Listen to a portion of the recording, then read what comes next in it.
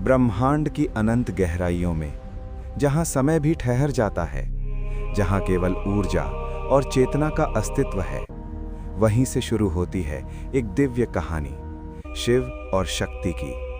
सृष्टि शांत थी, देवता मौन थे और प्रकृति प्रतीक्षा में थी, क्योंकि कुछ अद्भुत होने वाला था।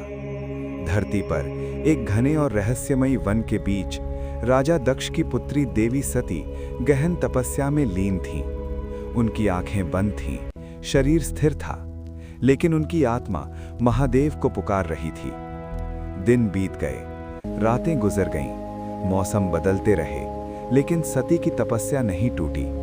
तेज धूप हो या कड़कड़ाती ठंड, बरसात की बूंदें हों या तूफानों का प्रकोप, सती अडिग रहीं। उनकी भक्ति इतनी प्रचंड थी कि उसकी ऊर्जा पूरे ब्रह्मांड में फैलने लगी। पहाड़ कांपने लगे, नदियां उफान मारने लगी, आकाश में बिजली चमकने लगी। देवता भी आश्चर्य में पड़ गए कि ये कैसी शक्ति है जो सृष्टि को हिला रही है।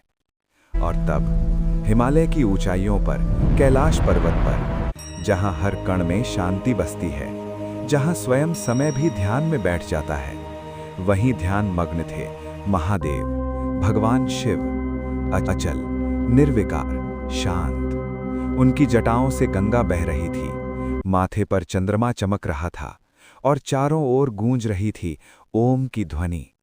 लेकिन सती की तपस्या की ऊर्जा अब कैलाश तक पहुंच चुकी थी।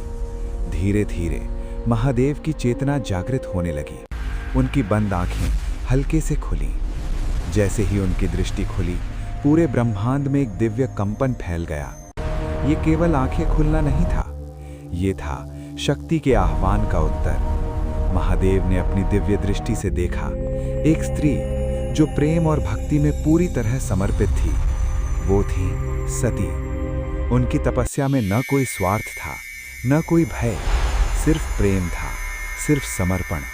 और तब